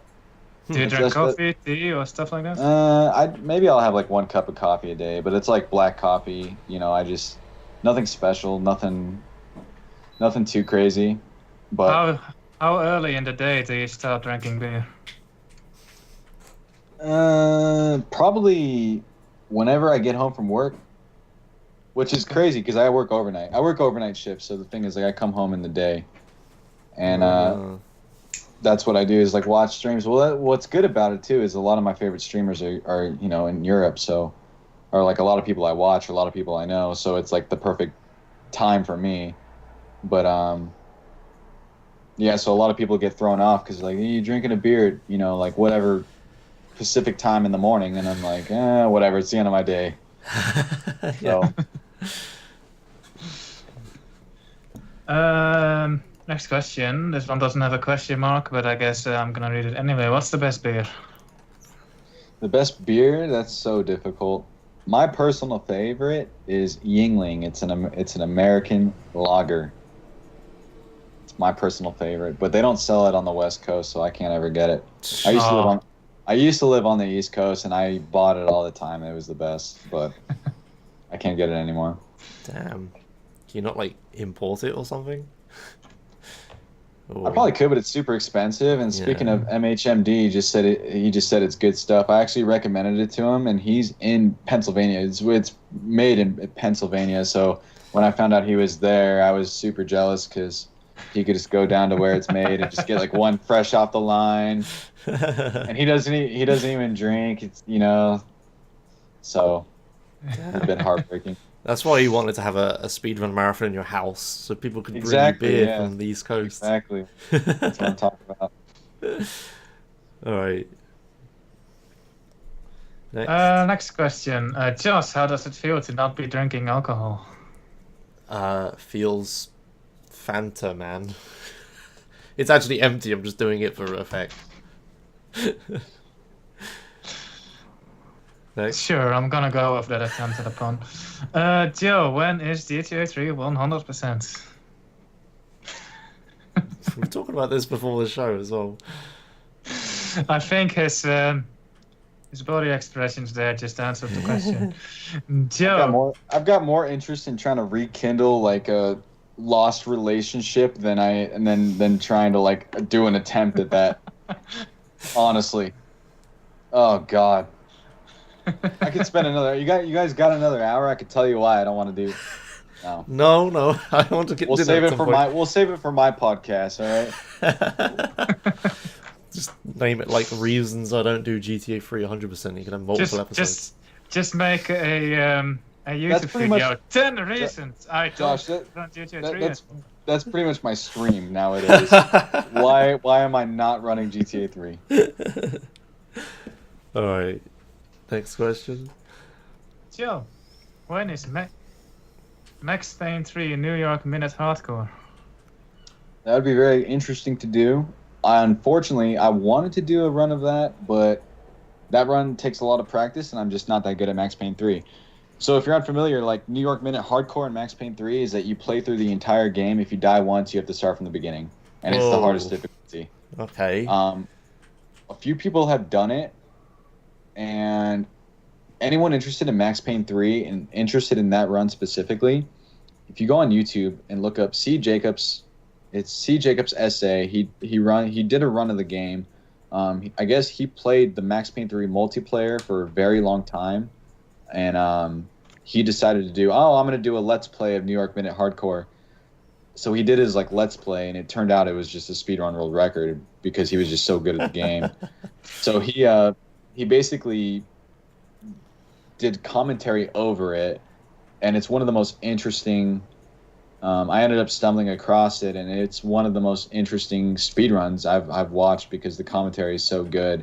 To hear it from someone who's a non-speedrunner talk about the strats they're doing in the game, and he's like a very well-spoken person too. So watching that run got me really interested in Max Payne 3. Unfortunately, I'm just not that good at Max Payne 3, and it would take a lot of time to practice it, and I would rather focus on Max Payne 1 for the time being. Fair enough. I guess that answers this question. Joe, what's next for you? Max Payne 1, right? Unless I'm misinterpreting that question. But... Oh, no. I want to keep playing. I want to keep grinding Max Payne 1 down a little bit, especially since it looks like I've got a little bit of competition now, which is good. We had a guy, actually the guy who submitted the Max Payne 2 run, he's got the world record now. He submitted a Max Payne run. He's about 30 to 40 seconds behind my time. Which is still kind of substantial in the Max Payne 1 world, but still like a glimmer of hope for me that someone is, getting, to the point where I want to go back and forth. Unfortunately, I've been talking about it forever, like on my stream, that I have such a backlog of games casually, and I think I want to focus on those for a little bit, but I want to keep doing Max Payne 1 runs. Absolutely. Nice. Question. Joe, when is Max Payne in Game Boy Advance run? I would love to. I would actually love to try it. It sounds like a joke, but actually, the Game Boy version of Max Payne is probably the most active Max Payne game. What? Absolutely. Why? I have no idea, but there's two runners that are really active in it right now. Huh. And as far as I know, they've been going back and forth with world records. So nice. That is actually the most I would consider active Max Payne game is the Game Boy version. Okay. What's the difference? Is it just like a top-down shooter then? Kind of. Yeah, it's based off Max Payne 1. Of course, it's not as large of a scale. It cuts out a lot of the levels, but it seems like a fun game. I actually have never played it, but it seems pretty true to the first game, as much as a Game Boy Advance game could be. Okay. Nice. Next question. Have you looked into some pointers or more consistent way to do super jump at 60 frames per second? Do you think it will cut some time from world records? Absolutely. I mean, if it can be done, the thing is that playing at 60 FPS, you can do it. It's just it would require such precision. I guess it makes the window, the timing window, even tighter. Right, and that's I mean, I play at 30, and it's tough. There's actually been a few times where I've been playing and I haven't realized oh man, I'm not getting super jumps today as much as I should. And then I realized oh, I'm not playing at 30 FPS. And then I'm just amazed that I even got one super jump the whole time I've been playing because it just seems so ridiculous. I think maybe somebody could, really, really train themselves to get at that level. I think for me right now, it's just not realistic. Okay.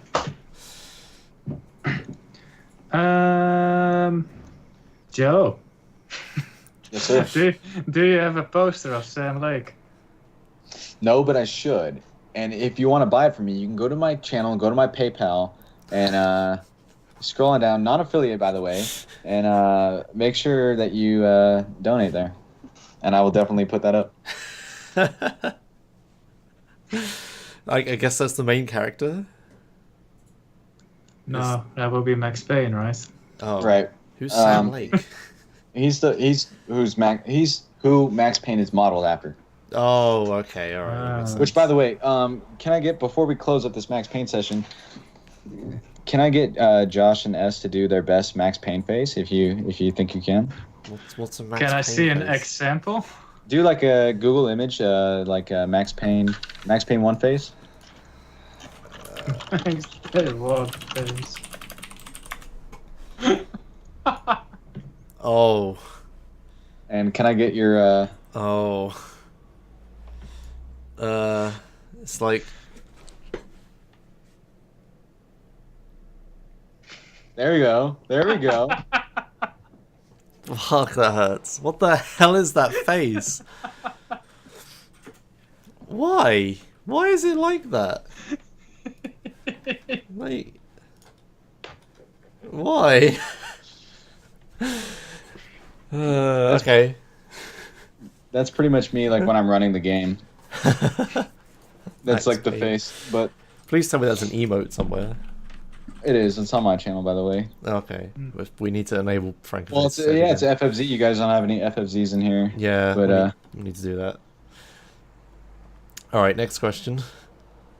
I got it. Joe, how much beer do you drink per week? per week, honestly, not that much. I'm kind of a sham. I'm a gimmick.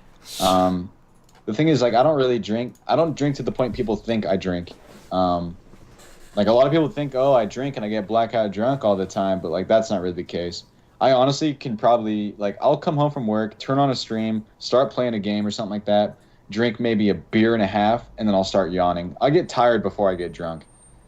So I don't want to say, like, I'm a casual drinker, but I do drink quite, like, frequent-wise, yeah, I drink quite a bit. Quantity amount, I honestly don't drink a lot. Okay. Interesting. It's like the warm milk before bed. That's what it is. It chills me out. It helps me get the super jumps, you know? That's what it is. All right. Next question. Joe, would you like... what would you like for a new Max Payne game or a Okay. Would you like a new Max Payne game or a remaster? That's the question. That question was horribly formulated. Yes. I would prefer a Max Payne 4, to be honest. I go against the grain on a lot of, like, the fans. I just think a Max Payne 1 remaster would just do it such injustice. I think Max Payne 1 is a fine enough game as it is. I think it has withstood the test of time. For, you know, this game came out in 2001. You could play it on your PC right now, and you would honestly feel like this is a pretty, I don't want to say modern game, but it's held up really well. I don't see a lot of reason to have a remaster. I would rather have a Max Payne 4 that is more true to the series than what Max Payne 3 was. I would not like a reboot. That's for sure. Does Max Payne 1 not need a lot of configuration just to get it to work? It really doesn't. The main issue is that, especially if you have the Steam version, there's kind of you have to download a sound patch for it. It's really quick. But you know, most especially casually playing, you want to read through the graphic novels and the comics, and that's kind of what makes the game. You will need a sound patch to fix it, but it's super easy to fix. Okay. All right then. Next question. Joe, where is your beer? Right here, my dude. There you go. Perfect. Rydog says, Joe drinks beer. When, I don't know if this is some meme, when will you be joining the tiny chat group Hidden Truths to tell them about your out of this world encounters? What? All right, so Hidden Truth is some real shit. I don't want to expose it on this podcast, but thank God for Hidden Truths and my CTK crew, and one day the truth will set you free. That's all I want to say about that. Fantastic memeage. Sure. Okay. The Clone Master says, Josh, why aren't you playing GTA SA? Because I'm running a podcast. Next. Scrolling. D6 says, Joe, getting voice after I'll listen to you rant for an hour about how shit GTA 3 is. That's not really a question, but I'll be there. let you know. Thanks. I think Rydog's question is next. Yes. How come I give... Oh, go on. How come I gifted Joshimus PewDiePie and he said he doesn't own the game, but I went to gift it to him and he owns it? Alright, I'm checking this. Let's have a look. Oh my god. Alright, Steam library, load. Well, you do that, PewDiePie? I'll look for more questions. Hold on. You might have to give me a minute. Well, you guys keep going, but I'm gonna mute real quick. Okay. Alright. Sorry. Oh, I do own it. What the hell? I don't know why I own it. Maybe someone else gifted it to me as a joke or something, I guess. But okay, I'm not doing runs of it. Alright, next. So Joe is able, so I guess we'll save this question. And then my chat scrolls down. I'm not gonna read this question. I already answered it, it's all good. Very good. Well, I guess then there's this question for all of us, so I guess we can answer it first. How do you come up with your ideas? I'm not quite sure what that's supposed to mean. In my head? I'm not sure. Yeah, I don't know what they mean. Like, how do we be creative? Like, or like, how do we... Please elaborate, Tolly. Yeah. Perhaps they mean speedrun routes, or... Maybe, yeah, maybe. I mean, ideas is a very... Alright, well, Joe is still gone. Maybe there were more questions after the line. It doesn't look like it. Nope. Okay. I guess we can do our, like, end stuff, or... Yeah, I guess. Alright. Yeah, Joe had to answer the phone. Oh, it's back. It's coming back. Okay. Maybe Tolly will elaborate on his question. Yeah. Maybe he will elaborate. But... I will run through the end stuff anyway. Sorry about that. It's cool. You didn't miss much. Okay. So yeah, that brings us to the end of chat Q&A. We might do one final question if that guy gets back to us, but maybe not. Yeah. So what are we all doing next week? So we started with what we did last week. Now what we're gonna do next week. I guess we'll start with you, yes, as always. It's gonna be more of the same. I told Mr. Post that we should do more FC grinding tonight after this podcast, so hopefully he won't bail. And then I think tomorrow I have planned Portal 2 with Godneck. And other than that, I have no plans, but I do intend on streaming a bit more. Alright. How about you, Joe? Well, let's see. I gotta work a lot. No, as far as like speedrunning stuff goes, I want to play. I want to keep playing Max. Honestly, I think I need to like go back to the drawing board a little bit. I want to kind of get back into like practicing a small segment and stuff. I really don't have a lot of other plans besides that. I have a question actually that I forgot to ask earlier. All right. Will we see Max Payne won by you at AGDQ or ESA or something similar? Probably not an event like that. The problem with GDQ is that I don't think I would submit a run to GDQ. Not because I hate GDQ. It just no. I just don't think it would work out. ESA I would love to go. Probably a little too expensive for an American kid like me.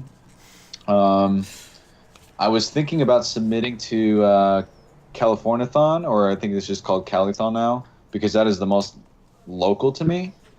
And if I were to go to a marathon, it'd probably be that one. Nice. Either that or NASA, but it really depends where NASA would be located. But yeah, other than that, I mean, I've made big plans to try to go to marathons in the past, and it hasn't worked out. So I've just been pretty open-minded about it. Like, if I can, I can. If I can't, I'm not going to stress about it. The only marathon I truly care about is probably GTA marathon.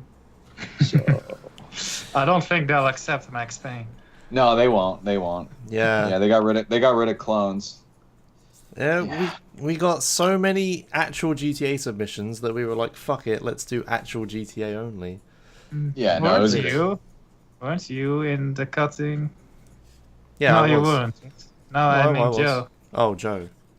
No, Joe, your internet was bad at the time, so you weren't in the call where we cut all the games. Oh, no. That's right, because I commentated over Liberty City Stories, and it was bad enough because my internet kept going in and out. Like, I couldn't even watch the stream. I was just guessing what was happening. Like, oh, now he's going to go do this mission. Hopefully this is what he's doing. So, yeah, it was pretty rough. But no, it was good. It was a good time. Yeah. All right, you doing anything else next week? Next week, I don't know. What I want to do, I will tell you what I want to do. I've been saying this forever. I want to do races. Races are my favorite. I love doing, like, grinds, PB attempts, all that fun speedrunning stuff.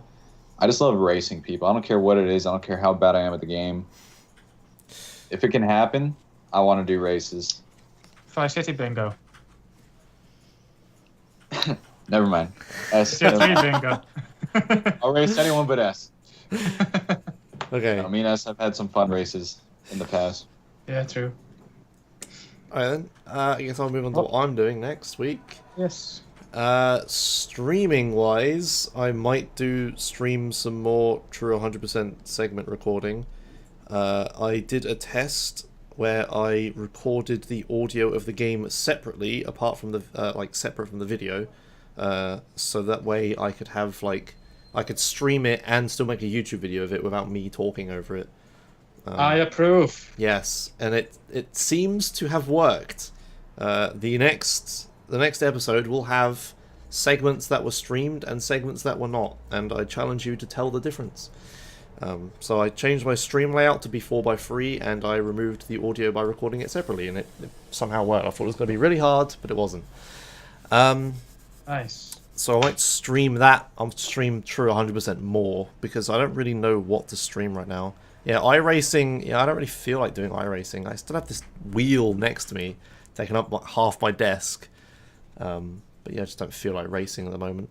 I'm sure I'll get back to it, probably as soon as my subscription runs out.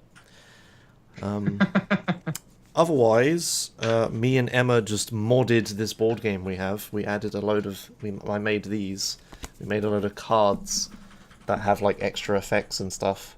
And we stuck them to the back of magic cards. And we're going to play with these, I guess. We really like Flashpoint for some reason. Are you going to stream your board games? Oh, yes. Henki was actually talking about... Because we played it with him when he was here. And we were talking about streaming tabletop version of it. No, you gotta stream the real deal. The real deal was me and Emma, like, pointing a webcam at it. Yeah. Dude, there's so many people that do that. Like, I don't know. I think it's a little bit better.